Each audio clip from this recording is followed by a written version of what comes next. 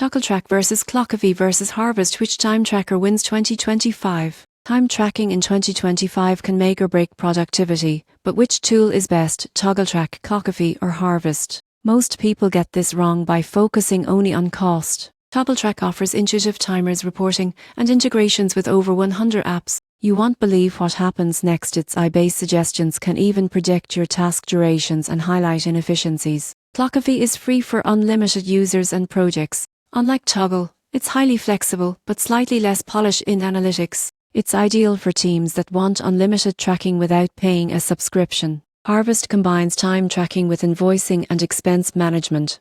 Unlike the others, it's perfect for freelancers and agencies who bill clients directly. Pricing differs. Toggle has free and premium tiers. Clockify is mostly free, and Harvest charges per user for advanced features. So which wins?